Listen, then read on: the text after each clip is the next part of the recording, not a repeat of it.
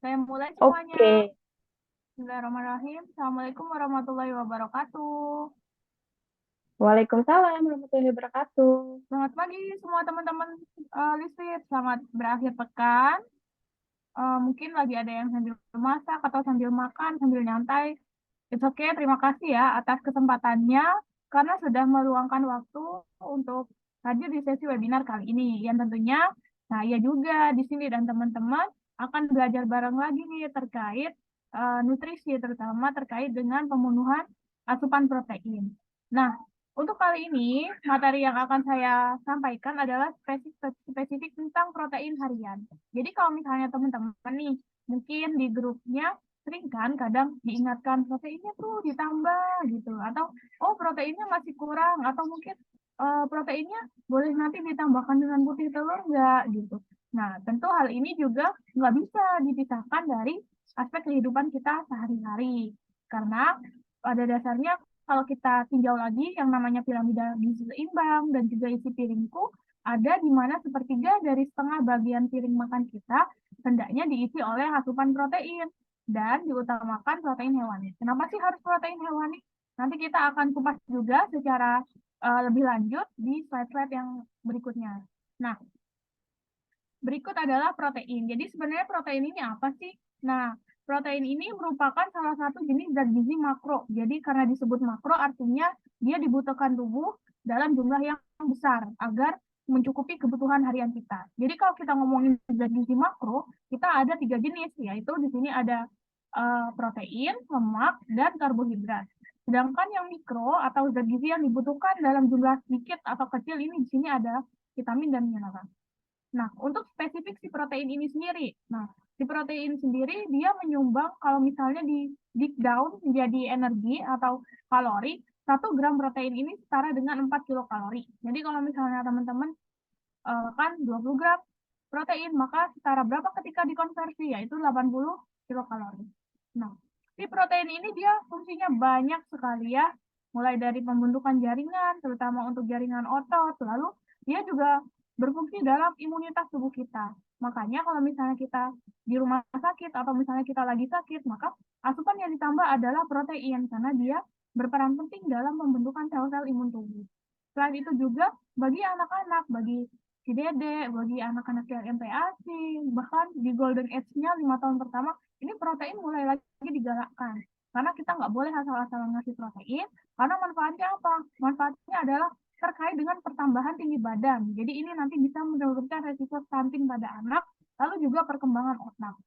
Nah, selain itu, bagi orang dewasa, terutama orang-orang dewasa yang lagi giat-giatnya berolahraga atau mungkin di atas 30 tahun, di mana nanti akan terjadi penurunan massa otot, protein ini berperan penting dalam pembentukan atau sintesis jaringan otot di tubuh. Sehingga kalau misalnya kita olahraga aja, tapi kita nggak cukup nih asupan proteinnya, maka pembentukan massa otot di dalam tubuh kita juga nggak akan pernah maksimal. Jadi memang harus diseimbangkan ya, olahraga aja nggak bisa atau makan protein sebanyak-banyaknya tapi nanti nggak pakai olahraga ya tentu nanti akan disimpan juga ujung-ujungnya di dalam tubuh tapi bukan sebagai jaringan otot melainkan sebagai cadangan lemak dan juga kalori. Oke, next kita ke slide berikutnya. Di sini adalah diagram sederhana. Sebenarnya kalau kita mau meninjau lebih detail lagi, pembentukan protein itu mulai dari di sel, inti sel, mitokondria, itu sangat kompleks. Jadi di sini saya mencoba merangkum di mana nanti sekiranya di sini teman-teman bisa dapat gambaran umum nih bahwa yang namanya protein itu dia selain dibentuk atau disintesis di dalam tubuh juga nanti akan di breakdown. Nah, secara umum memang kalau kita ngomongin yang namanya metabolisme protein itu ada dua jenis. Yang pertama ada katabolisme dan yang kedua ada anabolisme. Kalau misalnya katabolisme itu reaksi pembentukan protein atau sintetisnya, sedangkan anabolisme dia perombakan atau pemecahan. Penggunaan si protein bisa untuk pembentukan jaringan, oke, bisa juga digunakan sebagai sumber ATP atau energi. Energi yang kita lakukan untuk melakukan kegiatan sehari-hari. Namun, si protein ini dia akan di breakdown ketika cadangan kalori dan lemak di dalam tubuh kita sudah habis. Jadi emang dia jalur-jalur terakhir. Nah, untuk pembentukannya sendiri ada dua proses. Yang pertama adalah transkripsi dan yang kedua adalah translasi. proses transkripsi ini adalah pembentukan DNA ya, dari DNA menjadi mRNA atau RNA messenger, RNA pembawa, disebut juga RNA duta. Nah, nanti dari DNA dia akan masuk ke mitokondria dan dia menempel pada ribosa. Di sini ada dibawa oleh RNA. Lalu dia akan masuk di ribosom. Di ribosom ini sendiri nanti dia menjadi RNA atau RNA ribosom. Karena dia akan menempel pada bagian bintik-bintik ribosom ya. Nah, di sini nanti si ribosom uh, akan diubah menjadi dan mRNA akan diubah menjadi tRNA atau RNA transfer, di mana nanti dia akan membentuk kode-kode asam amino. Jadi ada kan adenin, guanin, timin, urasil. Nanti ketika dia akan dipasang-pasangkan, dia akan membentuk yang namanya kode-kode asam amino. Jadi nanti akan diterjemahkan atau ditranslate menjadi asam amino tertentu. Misalnya untuk AGT, misalnya AGT membentuk asam amino fenilalanin. Nah, nanti akan dibentuk tuh. Nah, lalu di sini asam amino ini nanti akan bergabung satu sama lain sehingga membentuk yang namanya polipeptida atau rangkaian asam amino. Nah, rangkaian asam amino ini sendiri yang kita sebut sebagai protein. Jadi itu ketika kita makan protein, nah pembentukannya seperti itu. Dari asam amino, dia akan membentuk protein.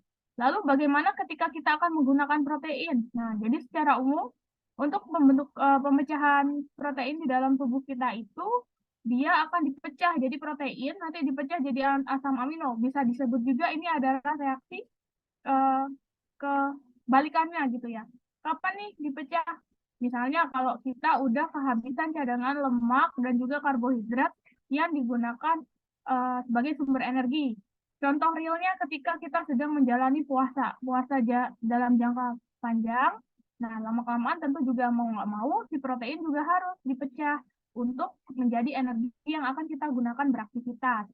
Nah, protein yang dipecah menjadi asam amino ini nanti dengan bantuan asetil koenzim A dan asam alfa ketoglukarat serta oksaloasetat ini nanti masuk ke dalam siklus yang namanya Daur-Krebs. Jadi kalau misalnya pembentukan energi ada kan glikolisis, nanti kita akan masuk sampai ke transfer elektron, siklus Krebs atau yang kedua adalah siklus Krebs ini sendiri. Nah, setelah itu maka akan dipecah nih asam aminonya menjadi karbon dioksida, air, dan juga ATP. ATP ini adenin trifosfat atau dia disebut juga sebagai energi.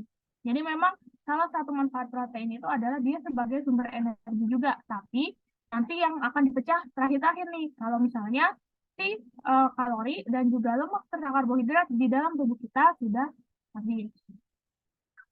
Nah, tahukah teman-teman berapa kebutuhan protein teman-teman setiap harinya?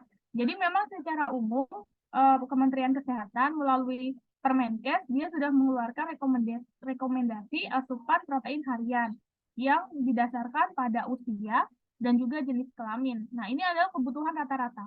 Misalnya ketika teman-teman berusia 28 tahun, berapa nih kebutuhan proteinnya? Kebutuhan proteinnya adalah sebesar 60 gram. Nah, kebutuhan 60 gram ini dipenuhi sebagai asupan protein harian teman-teman. Tapi dengan catatan ini kan menggunakan AKG, artinya dia menggunakan rata-rata, di mana rata-rata itu ketika diaplikasikan dia harus memiliki berat badan yang ideal dan tinggi yang ideal. Misalnya di sini untuk usia 25 tahun setidaknya memiliki berat badan 55 kg rata-ratanya dengan kebutuhan protein dengan kebutuhan protein 60 gram per hari. Tapi bagaimana ketika berat badan teman-teman mungkin lebih atau kurang? Nah, itu tentu kebutuhannya beda. Dan juga bagaimana ketika teman-teman nanti di sini akan menjalani aktivitas, misalnya ternyata teman-teman termasuk olahraga dengan intensitas yang dikategorikan sedang ke berat atau rendah ke sedang. Tentu kebutuhan proteinnya juga akan berbeda karena otot-otot yang mengalami pembentukan dan asupan protein yang dibutuhkan tentu saja juga berbeda. Jadi ini adalah gambaran umum. Nah, secara detailnya teman-teman mari kita lihat di tabel yang berikutnya. Nah, ini adalah cara yang bisa teman-teman gunakan untuk menghitung kebutuhan protein harian teman-teman. Jadi kalau misalnya teman-teman nih ter- termasuk ke dalam intensitas yang rendah atau tidak olahraga sama sekali, tapi ya cuma menjalankan aktivitas sehari-hari, misalnya bekerja atau mengerjakan kebutuhan rumah, melaksanakan pekerjaan rumah tangga, itu kebutuhan proteinnya ada di range 0,8 sampai 1,2 gram per kilogram berat badan.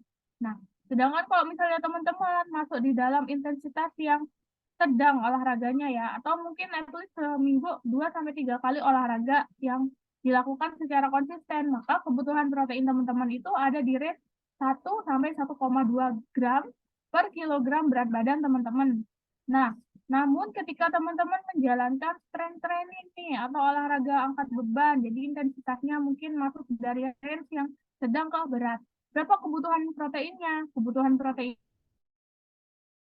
gram per kilogram berat badan. Nah, kebutuhan protein 2 gram ini memang sih bisa dicapai. Tapi kalau misalnya teman-teman di sini olahraganya intensitasnya berat, misalnya 5 sampai 7 kali sehari, di mana teman-teman melakukan olahraga itu kayak misalnya weightlifting atau angkat beban, atau ini adalah jumlah protein yang direkomendasikan kepada atlet binaraga. Jadi memang asupan proteinnya mereka lebih banyak dibandingkan kita pada umumnya. Berapa? 2 gram per kilogram berat badan. Misalnya saya kasih contoh di sini saya olahraganya masuk ke dalam yang rendah ke sedang. Jadi saya pakai kebutuhan protein 1,2 gram per kilogram berat badan. Misalnya di sini contohnya berat badannya 50 kilogram, maka 1,6 dikali 50. Nah, 1,2 ini dikali 50 diperoleh hasil perhitungan 60 gram protein per hari. Jadi bukan berarti 60 gram protein per hari itu kita makan ayam ditimbang 60 gram. Bukan, karena ternyata harus dikonversi lagi nih sama teman-teman di sini semua sehingga uh, memperoleh nilai proteinnya bukan gramasi dari bahannya. Nah, ngomongin soal bahan pangan yang mengandung protein, memang pada dasarnya akan dikategorikan atau diklasifikasi menjadi dua jenis. Ada yang nabati dan juga ada yang hewani. Yang nabati tentu semua teman-teman di sini udah tahu bahwa bahan pangan tersebut berasal dari produk-produk yang asalnya adalah tumbuhan. Misalnya apa nih? Misalnya di sini ada tahu, tempe, lalu kacang-kacangan, lalu biji-bijian. Nah, itu masuk ke kategori protein nabati. Nah, selain itu juga ada lagi, yaitu satunya protein hewani. Protein hewani ini tentu bahan pangan yang berasal dari hewan. Bisa apa? Bisa unggas, sapi, lalu telur, susu, dan juga produk-produk turunannya. Keduanya mana sih yang sebenarnya lebih bagus? Keduanya ini sebenarnya ada plus minusnya. Jadi teman-teman di sini perlu digarisbawahi, walaupun memang secara bioavailabilitas si protein hewani ini lebih menyumbang banyak protein ketika dimetabolisme oleh tubuh, tapi kita harus punya beberapa catatan di sini. Yang pertama, kita harus tahu kondisi tubuh kita, baik secara medical check up maupun kondisi kesehatan aktual kita saat ini. Jadi kalau misalnya ada individu yang dia ternyata memiliki kadar asam urat atau terlalu asam urat yang tinggi karena mungkin sebelumnya suka makan makanan purin gitu ya, tinggi purin. Lalu selain punya asam urat, beliau juga punya kolesterol gitu ya. Tentu kan asupan makanannya harus dipilih-pilih lagi gitu.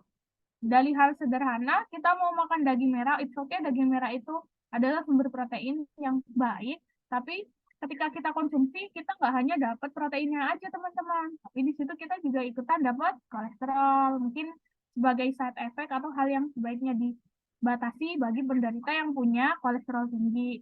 Tapi ada sisi manfaatnya juga, misalnya tinggi zat besi. Nah, ini cocok untuk anak-anak yang lagi MPASI, karena di golden age-nya dia sangat membutuhkan zat besi dalam jumlah yang besar. Selain itu untuk orang anemia juga oke.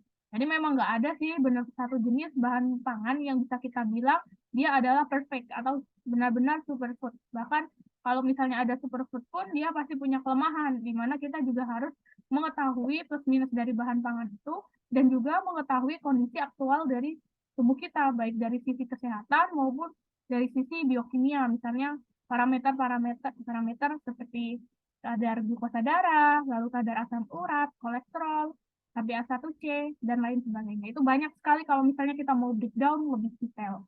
Nah, di sini adalah beberapa contoh bahan pangan yang dia termasuk dalam kategori sumber protein. Apa aja? Misalnya teman-teman makan dada ayam gitu ya.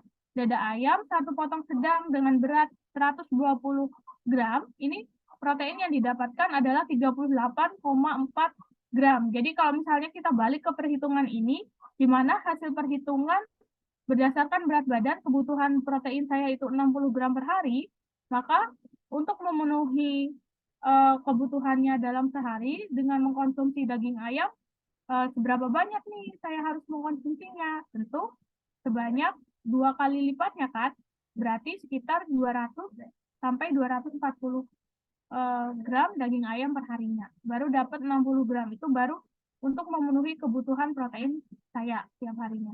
Nah, tentu kan nggak mungkin ya kita sekali makan langsung biar di satu sesi makan kepenuhi proteinnya, langsung makan 2 potong daging ayam gitu, nggak mungkin. Atau beratnya sekitar 200 sampai 240 gram atau seperempat ya, kan kebanyakan. Makanya kenapa itu untuk porsi makan itu kita bagi berdasarkan waktu makannya menjadi 3 kali utama dan 2 kali selingan. Jadi harapannya kita bisa mencicil kebutuhan protein harian kita itu secara bertahap, jadi nggak di satu waktu.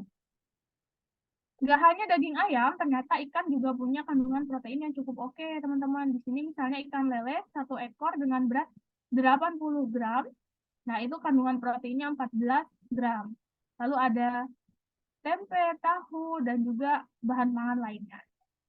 Nah, selain itu, uh, kalau misalnya kita ngomongin, oh emang benar sih dada ayam ini jauh ini adalah sumber bahan pangan alami yang kandungan proteinnya tinggi. Nah, teman-teman mungkin sedikit ini ada yang sedikit diabaikan, tapi ternyata penting juga. Nah, ikan ini juga merupakan sumber bahan pangan yang dia tinggi untuk protein. Jadi kalau misalnya kita konsumsi ikan kan, yang paling hits atau yang paling in selama ini ada salmon, tuna, karena memang dia dikenal sebagai makanan atau bahan pangan protein yang sehat gitu. Tapi sebenarnya banyak loh teman-teman ikan-ikan lokal di daerah kita atau mungkin di sekitar tempat tinggal kita yang kandungan proteinnya dia nggak kalah tinggi dengan salmon. Nah, di sini sebagai perbandingan kita bandingkan dengan kandungan ikan-ikan ikan-ikan lokal yang ada di daerah kita dengan salmon. Ini beratnya per 100 gram. Sama-sama 100 gram, ternyata ikan tenggiri, ikan tongkol, ikan kakap, lalu belut, ini memiliki kandungan protein yang dia lebih tinggi dibandingkan dengan salmon. Jadi kalau misalnya teman-teman, terutama yang lagi punya anak, lagi MPASI, lagi makan, nggak bisa beli salmon atau nggak ada salmon, jangan khawatir, karena ternyata ikan-ikan di sekitar kita yang lainnya nggak kalah tingginya nih untuk kandungan proteinnya. Selain itu juga ketika kita mengkonsumsi ikan, yang kita dapat itu bukan cuma protein, tapi lebih minim kolesterolnya, minim lemaknya. Pun kalaupun ada lemak, dia termasuk lemak yang tidak jenuh. Nah, lemak yang tidak jenuh ini merupakan lemak baik yang dibutuhkan oleh tubuh kita, terutama lemak jenis omega 3 dan omega 6. Jadi dia adalah jenis-jenis lemak yang sangat bermanfaat. Kalau misalnya si omega 3 buat olahragawan atau atlet, dia bisa membantu proses yang namanya meredakan nyeri ya. Jadi kan kalau misalnya habis latihan intensitas tinggi, itu hormon serotonin yang dihasilkan dia akan meningkat. Nah, kalau terlalu meningkat, maka dia akan menyebabkan kelelahan yang berlebih. Salah satunya adalah diantisipasi atau diredakan dengan mengkonsumsi makanan yang mengandung omega 3. Selain itu juga untuk anak-anak yang lagi MPASI, lagi proses pertumbuhan, si ikan-ikan ini tentu sangat baik ya. Omega 3 ini dia membantu perkembangan dan juga pertumbuhan sel-sel yang ada di otak, terutama untuk pembentukan sel-sel neuron, sehingga kalau orang zaman dulu bilang makan ikan tuh biar pintar, nah salah satunya manfaatnya adalah membantu perkembangan sel-sel yang ada di otak. Nah, lalu terkait dengan protein dan suhu pemasakan. Nah, bagaimana sih untuk menjaga kualitas protein gitu? Kadang kita kan sering ngerasa nih, apakah bahan pangan, terutama bahan pangan hewani yang kita olah ini sudah tepat belum ya? Apakah kandungan gizinya atau kandungan nutrisinya sudah terjaga nggak ya? Nah, tentu ini menjadi concern atau hal yang harus kita perhatikan. Pada dasarnya, apapun teknik pemasakan itu dia tidak berpengaruh ke kandungan gizi makanan yang kita olah atau makanan yang kita masak. Yang lebih berpengaruh adalah suhu. Jadi mau dia dipanggang, direbus, mungkin mau dia dikukus. Nah, itu tergantung pada suhunya. Teknik apapun bisa kita gunakan karena dia tidak berpengaruh terhadap kualitas dari bahan pangan. Yang paling berpengaruh adalah suhu. Secara spesifik, yang namanya protein ini, dia kan termasuk bahan pangan yang ketika dikenakan atau dia diberi suhu yang semakin meningkat atau suhu yang semakin tinggi, maka protein itu akan mengalami yang namanya denaturasi. Jadi protein ini akan pecah-pecah. Nah, ketika proteinnya pecah-pecah, maka proteinnya ini dia akan rusak. Nah, tentu kalau misalnya ada proteinnya rusak, kadarnya juga akan menurun. Misalnya ketika kita olah, ternyata protein yang seharusnya kita dapat itu 100 ya. Tapi Kenapa? ketika kita olah dengan suhu yang tinggi, yang kita dapat akhirnya 90. Kalau tinggi atau mungkin nggak sesuai. Nah, atau biasanya teman-teman di sini pernah nggak ada yang beli susu fresh atau susu segar? Kalau misalnya teman-teman panasin, ideal atau pasteurisasi, di mana suhu pasteurisasi itu idealnya 82 sampai 89 derajat Celcius. Tapi kadang kita nggak tahu kan, karena kita nggak pakai termometer misalnya waktu manasinnya. Jadi yang penting kelihatan blubuk-blubuk gitu ya. Atau oh berarti udah kelar nih dipanasinnya, lalu didinginkan dan siap dikonsumsi. Padahal kalau misalnya suhunya ketinggian, yang terjadi adalah si protein ini akan mengalami kerusakan sehingga jumlah protein ideal yang harusnya kita peroleh dia tidak sesuai. Kalau misalnya teman-teman perhatikan ketika protein Kenapa itu itu? rusak, maka dia akan membentuk yang namanya gumpalan-gumpalan. Jadi kalau misalnya di susu ada tuh kayak Oh, gumpalan-gumpalannya. Di dianya. telur juga ada tuh gumpalan-gumpalannya. Oh, Kalau kajinya misalnya mau atau masaknya anu kono kan. terlalu lama. Nah, itu Yo bisa menjadi Allah, minggu catatan buat satu-satu. teman-teman Ini semua. Ini foto apa ada ini sih? sedikit ya, bisa terkait dengan di sini menggunakan ikan bawal. Jadi ikan bawal ketika dia dimasak dengan suhu yang semakin meningkat, ini kandungan proteinnya juga turun nih, bisa di angka 4,5 sampai 5%-an ya. Jadi kalau memang semakin tinggi suhunya, maka proteinnya juga akan semakin turun. Jadi memang ada beberapa cara untuk mengetahui suhu ideal. Misalnya kalau pasteurisasi yang paling sering kita gunakan untuk mengolah susu fresh itu 82 sampai 89, begitupun untuk bahan pangan lainnya. Nah, kalau Kecuali misalnya kita sebentar, ya, Mbak Haira, Haira, punten tolong di mute ya, zoom-nya ya. oh, oke. Ya, nuhun. Oh iya, maaf coach. Kepencet. Lanjut, Coach. Oke, jadi saya lanjutkan ya teman-teman. Kalau misalnya kita ngomongin protein, tentu tadi kita nggak akan lepas dari yang namanya asam amino. Asam amino itu banyak sekali karena dia akan membuat kode-kode tertentu yang nanti akan membentuk si protein. Nah, secara umum ada yang namanya BCAA atau branch chain amino acid, yaitu asam amino rantai cabang, di mana asam amino ini merupakan jenis asam amino yang paling berperan penting dalam pembentukan jaringan otot. Atau kalau misalnya kita lihat nih atlet-atlet kita atau mungkin binaragawan, lalu orang-orang yang dia rajin dan juga concern di bidang olahraga, pasti dia nggak akan lepas dari yang namanya memperhatikan asupan BCAA hariannya. Nah, asam amino BCAA ini dia merupakan asam amino esensial. Jadi, asam amino esensial ini adalah jenis asam amino yang dia nggak bisa diproduksi oleh tubuh kita sendiri. Artinya, dia harus diperoleh dari makanan yang kita konsumsi. Entah itu mungkin makanan atau mungkin produk yang sudah diolah atau pangan kemasan. Nah, fungsi utamanya adalah untuk membentuk massa otot. Nah, si asam amino BCAA ini dia terdiri dari 3 komponen asam amino yang terdiri dari leusin, isoleusin, dan juga valin. Jadi kalau ingat BCAA ada 3 apa aja nih? Ada leusin, isoleusin, dan juga valin. Peranannya apa aja? Peranannya yang pertama dia adalah untuk membentuk eh, massa otot atau meningkatkan massa otot ya. Jadi kalau misalnya kita mau naikin massa otot, tentu harus memperhatikan asupan BCAA atau asam amino BCAA di dalam tubuh. Nah, yang kedua adalah untuk mengurangi nyeri otot ketika olahraga. Pasti di sini ada yang kalau misalnya olahraganya langsung dinaikin ke intensitas berat akan mengalami nyeri-nyeri. Nah, nyeri-nyeri di bagian tubuh. Atau mungkin udah lama nggak olahraga, terus olahraga lagi. Ini bisa jadi nyeri lagi nih, muncul lagi nyerinya. Misalnya dari kemarin sebelum lebaran, libur dulu, sebulan lebaran nih nggak olahraga, terus lagi start lagi olahraganya, maka akan nyeri ini ototnya. Atau kalau misalnya teman-teman tanya ke coachnya masing-masing atau teman-teman konsul, nah ini seringkali disebut dengan DOMS ya. Jadi memang salah satunya adalah dengan memperhatikan asupan BCAA kita, maka nyeri otot atau DOMS ini bisa diminimalisir. Yang ketiga adalah membantu meningkatkan performa latihan, terutama untuk mencegah kelelahan yang berlebih. Jadi teman-teman, ketika teman-teman olahraga, tentu juga nggak akan bisa dipisahkan dengan yang namanya kelelahan. Kenapa? Karena ketika kita kelelahan itu yang terjadi adalah peningkatan hormon serotonin di dalam tubuh.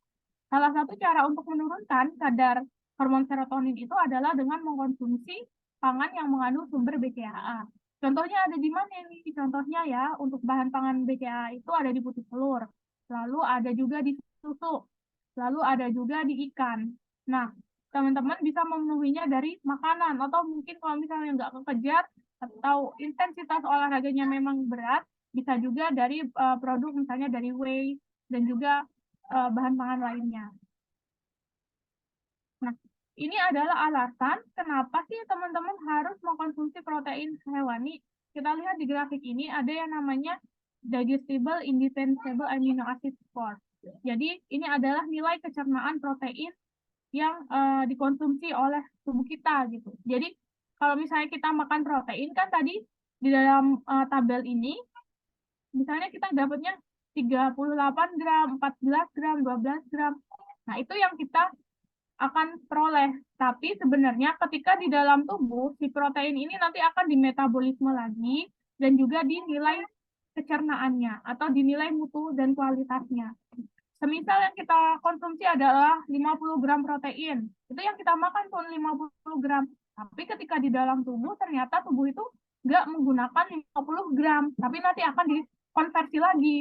Nah, nilai konversinya seperti apa? Nilai konversinya seperti yang ada di tabel ini. Jadi memang yang menempati urutan atas ini, di sini merupakan semua jenis bahan pangan hewani.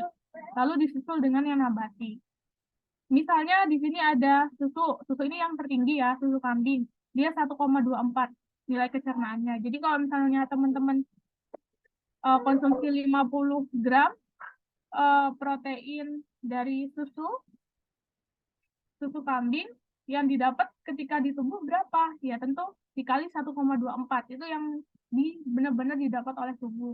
Lalu yang kedua adalah protein konsentrat, misalnya protein-protein yang ada di susu, lalu ini ada di susu segar, lalu susu penuh atau susu bubuk tapi kalau susu whole milk ini kita juga harus lihat juga ya komposisinya, ini hanyalah nilai dari rata-rata.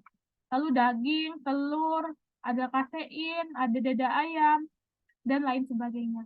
Lalu kita lihat nih protein lainnya yang dari hewani yang bawah-bawah, ini tentu ada kacang-kacangan ya, ada barley, lalu juga ada kedelai, sorghum, dan lain sebagainya. Jadi memang kalau yang dia nabati, dia ada di bawah-bawah atau nilai kecernaannya rendah. Memang semua ada plus minusnya. Jadi makanya kenapa kita harus balik lagi untuk konsumsi makanan itu beragam, bergizi, dan seimbang. Bukan hanya berpatokan pada satu jenis bahan pangan. Nah, mungkin teman-teman di sini ada yang nggak asing ya dengan beberapa jenis produk-produk pangan yang memang dikhususkan untuk latihan atau untuk memenuhi asupan protein harian.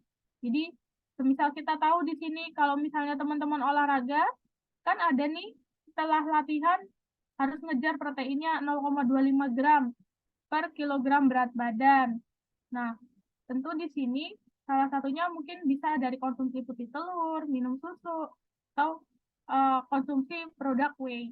Nah, ini bukan promosi atau apa, ini abaikan saja apa namanya, brand atau merek dari produk yang saya jadikan sebagai contoh. Nah, ini adalah nutrition fact ya teman-teman. Jadi informasi nilai gizi yang harus teman-teman perhatikan ketika teman-teman memilih produk-produk tertentu yang dijadikan asupan protein harian. Nah, misalnya di sini WPI untuk satu takaran saji atau 30 gramnya dia mengandung protein berapa nih? Kita dapat berapa proteinnya? 25 gram. Sedangkan kalau puro kita dapat berapa proteinnya? 20 gram. Memang cenderung lebih rendah. Nah, selain itu, hal lain yang harus teman-teman perhatikan adalah kandungan gula. Kenapa harus diperhatikan si gula ini? Jangan sampai teman-teman itu konsumsi atau memilih produk pangan kemasan yang tujuannya untuk memenuhi protein harian, tapi ternyata gulanya juga tinggi gitu ya. Jadi ternyata kita dapat gulanya banyak gitu. Kita lihat nih lagi gulanya apa. Oh, gulanya di sini totalnya 0%, 0 gram ya. Kalau yang satunya berapa? Yang satunya 0 juga. Nah, sebagai catatan, benar memang kalau misalnya nggak ada gula di nutrition fact-nya, nggak ditulis gula gitu ya, teman-teman selain harus memperhatikan itu juga harus memperhatikan apakah ada sukrosa atau tidak. Sukrosa itu sebenarnya ya gula, tapi ya ada aja sih yang namanya food industry atau industri pangan itu eh, apa ya, strategi lah gitu kalau saya pikir.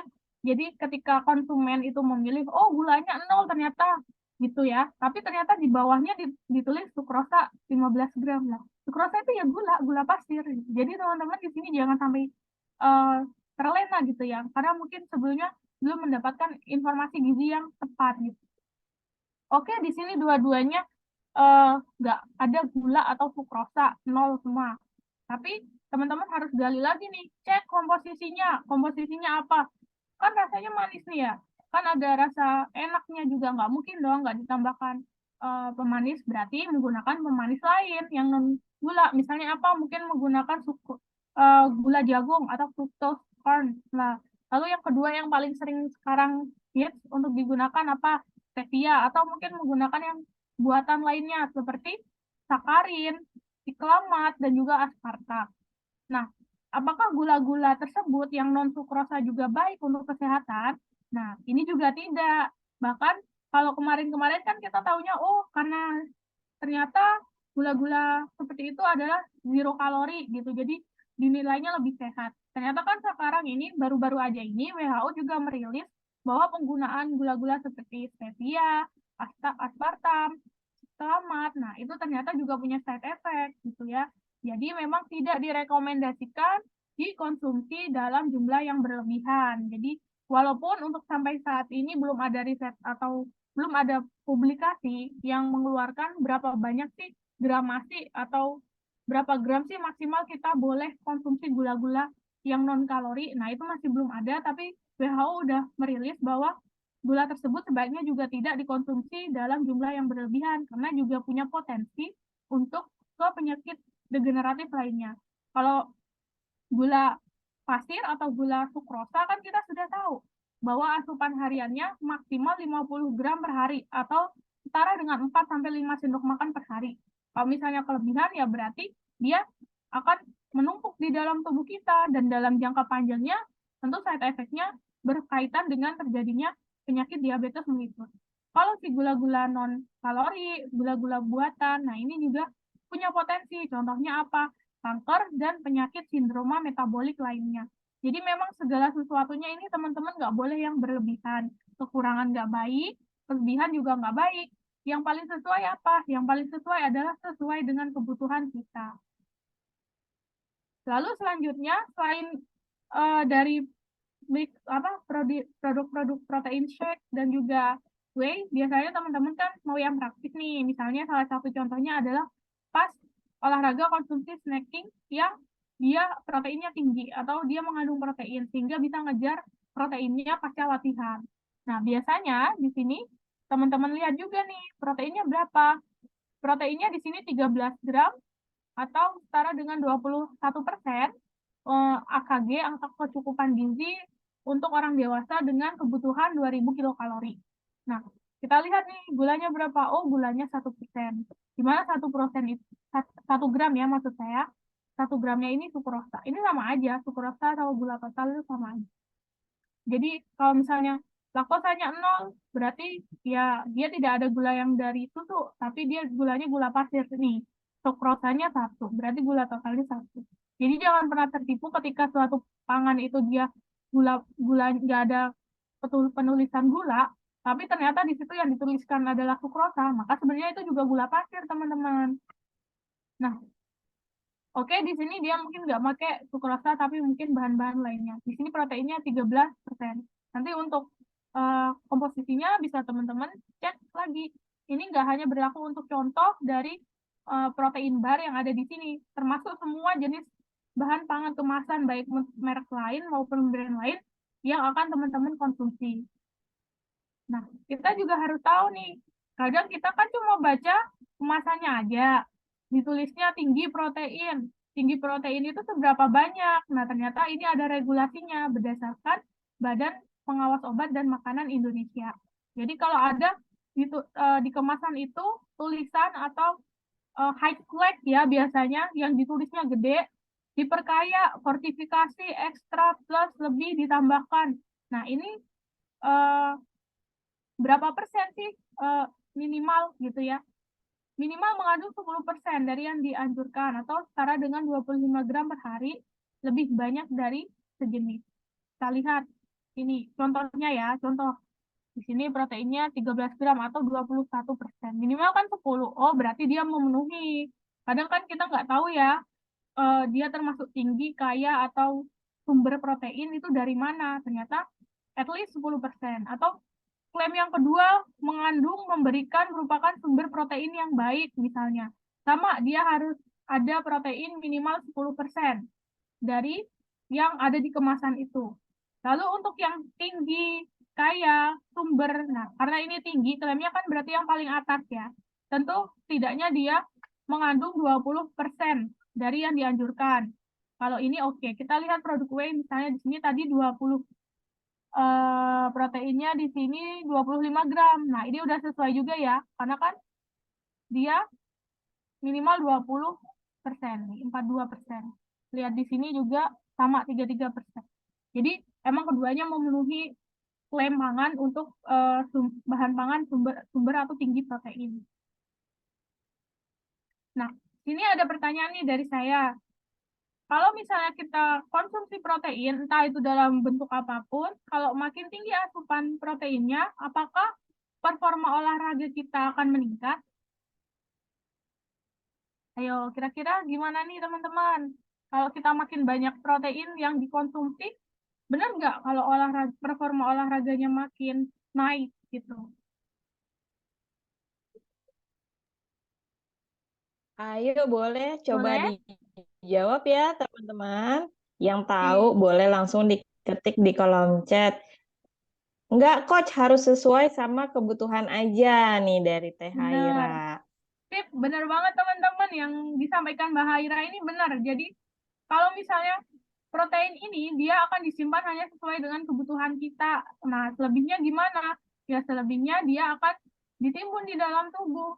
Selain itu juga faktor atau side effect yang bisa terjadi ketika kita konsumsi terlalu banyak protein adalah gangguan ginjal. Kenapa? Karena semua bahan pangan, obat, dan juga bahan-bahan yang masuk ke dalam tubuh kita itu dia difiltrasinya di glomerulus ginjal. Makanya kenapa orang yang konsumsi protein ini harus tercukupi kebutuhan cairan atau cukup minum air putihnya tiap hari. Salah satunya adalah mencegah terjadinya kerusakan atau gangguan ginjal. Oke, sip. Terima kasih Mbak Haira. Baik, demikian yang saya sampaikan. Kurang lebihnya saya mohon maaf. Saya kembalikan lagi nih ke Mbak Citra. Terima kasih. Sama-sama. Thank you-nya kurang N ya. Iya, bener.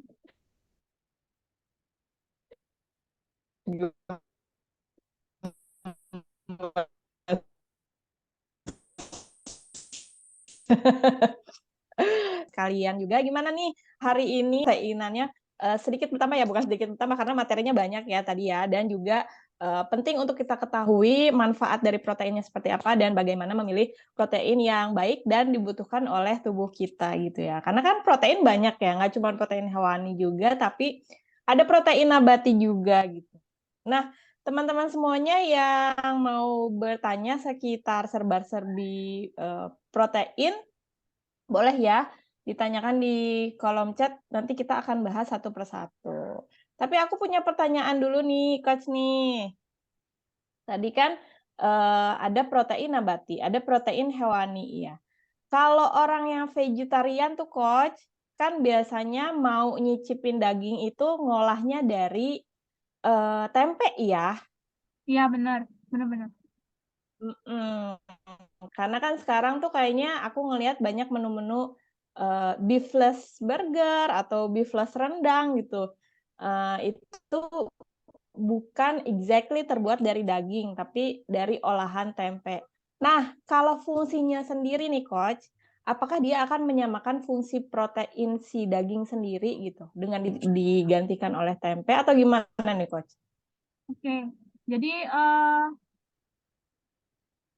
kalau untuk vegan biasanya ya benar nih Kak Citra, dari tahu tempe. Sama satu lagi nih Kak Citra, yang paling sering digunakan adalah isolat protein kedelai yang dia dijadikan daging analog. Jadi kalau misalnya teman-teman ya mungkin di marketplace banyak, tapi kalau di offline lebih sedikit, ada banyak sekali pilihan daging analog, termasuk adalah dalam bentuk patty burger dan juga yang emang mirip banget nih sama si rendang. Bahkan di Bogor itu ada restoran khusus vegan. Dulu saya pernah ke sana tuh.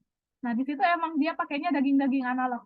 Nah, untuk kandungan proteinnya ketika di dalam tubuh, apakah nilai cerna dan mutunya sama? Tentu tidak. Dia ada di bawahnya daging, telur, susu yang asalnya dari hewan.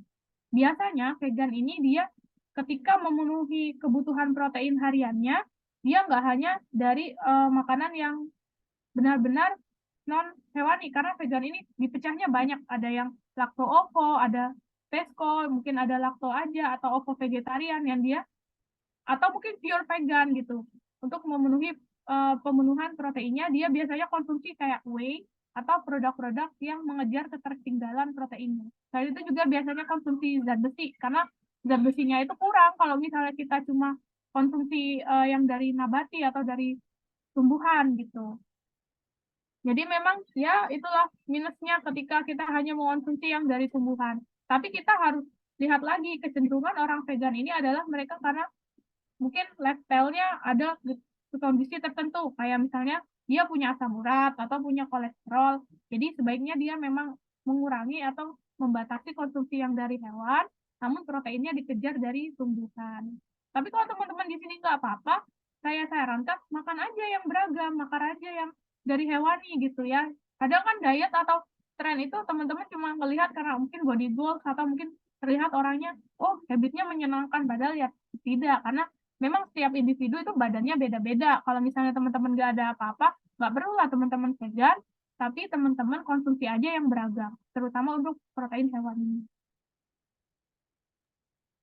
Oke, berarti aku pernah dengar yang namanya protein hewani itu adalah protein sempurna gitu ya. Mungkin karena itu ya, karena dari kandungan nutrisinya, lemaknya dan sebagainya memang lebih lengkap daripada si protein nabati ini gitu ya, Coach ya. Iya benar. Oke, terima kasih ya Coach Olivia. Iya, Kita ke protein pertanyaan ini juga kelima termasuk ya. daging analog ya. Iya benar, ini salah satu contoh daging analog yang udah banyak di pasaran ya, protein. Nah, itu daging analog dia. Isolat protein Daging namanya, Mbak analog Haira. itu apa sih, Coach? Dia daging yang dia dibentuknya ya dari bahan-bahan hewan, apa, nabati kok, hewani ya. Jadi bisa pakai isolat protein Oh, kedelai, bisa pakai gluten. Gluten tuh jadi dicampur-campur tepung, terus dikasih flavor, dikasih perisa yang sebagaimana mungkin, nanti dia bisa paling nggak mendekati lah gitu dengan rasa daging yang hewani gitu. Kalau proteinnya ini kebanyakan ayam dia menyerupainya. oh, oke, I see. Aku juga baru dengar loh protein itu ada protein analog gitu ya. Ada dia, jadi Oke, dibikin teman-teman dagingnya. teman-teman juga mungkin yang baru dengar ya, jadi kita sama-sama belajar hal baru nih. Oke, kita lanjut ke pertanyaan Mbak Prima ya. Selamat pagi Mbak Prima. Coach, berarti abon juga udah tidak ada gizinya dong. Anak-anak suka makan lauknya abon soalnya. Nah, ini abon itu Benar. kan diolahnya dari dengan suhu yang tinggi, prosesnya pun lama sampai benar-benar kering. Tentu dia bukan nggak ada gizinya, lebih tepatnya proteinnya sudah berkurang banyak. Tapi masih ada kandungan gizi lainnya yang dia memang kayak mineral yang lebih tahan terhadap suhu atau proses pemanasan. Jadi bukan benar-benar nggak ada, tapi memang proteinnya lebih rendah. Makanya kenapa kalau untuk anak-anak ya kalau bisa nih apalagi anaknya mau proteinnya tuh tidak diolah yang dalam bentuk benar-benar kering gitu, bisa mungkin bakso yang kita olah sendiri kan masih oke tuh, atau mungkin dibuat ayam nugget kayak gitu, itu ya jauh lebih baik dibandingkan ketika kita mau dapat protein tapi proteinnya diproses dengan cara dijadikan abon gitu. Oke, jadi sebenarnya apapun bahan makanannya kalau sudah melewati proses pemanasan, apalagi yang lama gitu ya, pengeringan, pasti akan berkurang ya Coach ya, kandungannya dan nutrisinya. Bukan menghilang, tapi berkurang gitu ya. Benar, Oke, dan semoga berkurangnya terjawab lumayan ya banyak Mbak Mbak Prima Citra. pertanyaannya. Aku juga, iya betul, karena pemanasannya lama ya, apalagi ya kalau abon ya. Benar, dan yang kita Oke deh, berikan ke si keluargaku juga kecil sering kok makan abon Mbak Prima. yang kita Mm-mm. berikan buat si kecil atau dede itu juga abonnya kan biasanya dalam bentuk taburan. Nah, berarti kan dikit. Iya Sedangkan betul. yang di kemasan itu kelihatannya gede, tapi kan itu satu kemasan. Nggak mungkin dong satu kemasan dihabisin juga. Pasti kan cuma taburan ya. Tentu proteinnya masih kurang banget itu kalau buat menuhin asupan harian. Oke deh, semoga menginspirasi ya Mbak Prima ya untuk menambahkan protein lain selain abon kalau misalkan anak-anaknya emang doyan abon gitu ya, kayak anak aku juga doyan abon kok Mbak Prima. Terima kasih Mbak Prima pertanyaannya ya. Kita lanjut ke Mbak Fatwa. Selamat pagi Mbak Fatwa. Coach, boleh nggak sih busui minum whey protein?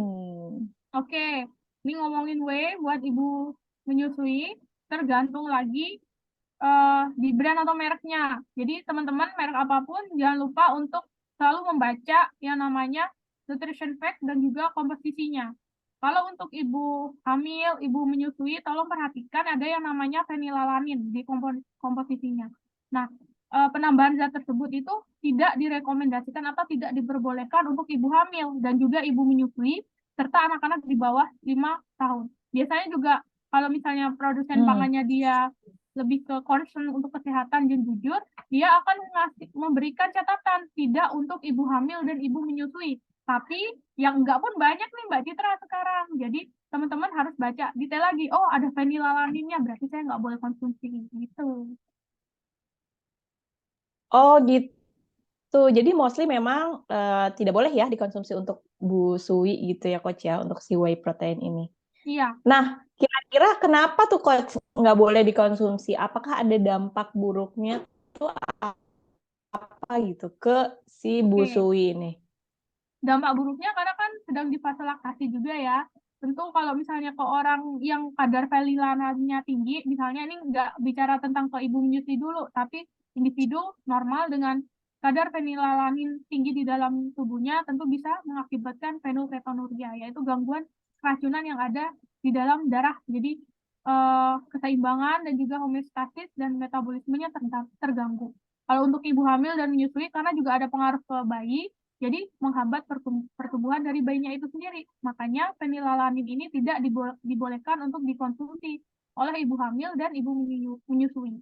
Bahan pangan apapun, tidak hanya whey, tapi kalau di whey ini biasanya ada gitu ya. Tapi kalau misalnya teman-teman bisa cari whey yang dia di komposisinya nggak ada fenilalaninnya, boleh untuk dikonsumsi.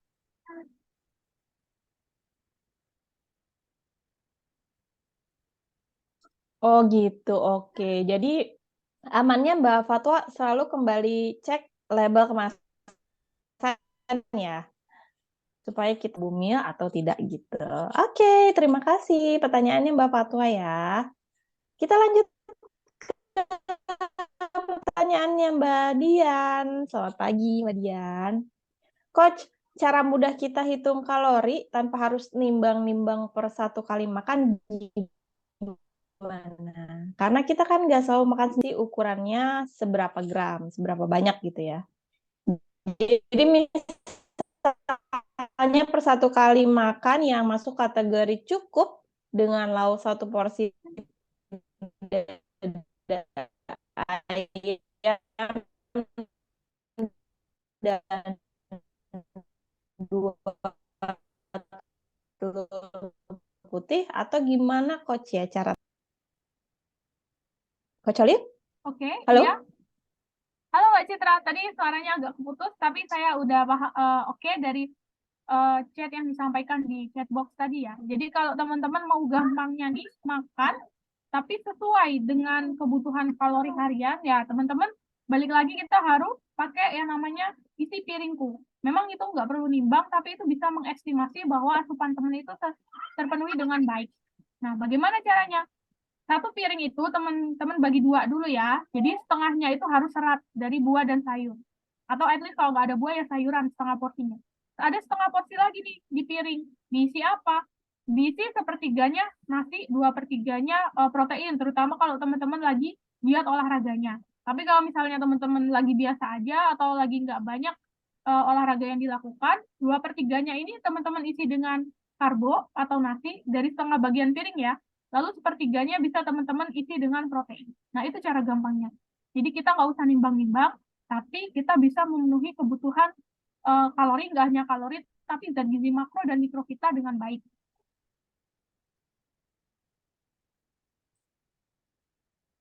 Oke, seperti itu ya Mbak Dian, kurang lebihnya. Aku juga termasuk orang yang malas ya.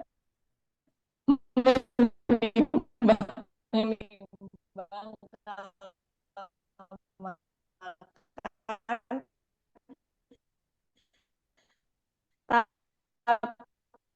Tapi ketika kita tahu overthinking ya, aduh harus nimbang apa enggak ya gitu. Terpenuhi gitu. Itu basicnya dulu ya Coach Olive ya. Iya, benar. Oke, suaraku apakah terdengar dengan baik Terdengar Mbak atau Citra, putus-putus tapi ya? putus-putus. Iya, tadi ada notifikasi bandwidth-nya lagi itu rendah. Oh, oke. Oke, Mbak Dian semoga terjawab ya pertanyaannya. Oke. Oh, tidak ada lagi pertanyaan. Yang lain mungkin ada pertanyaan lagi tentang topik kita hari ini. Kita hari ini sedang membahas tentang serba-serbi memilih produk pangan untuk memenuhi kebutuhan protein harian. Jadi boleh ditanyakan kalau ada pertanyaan ya di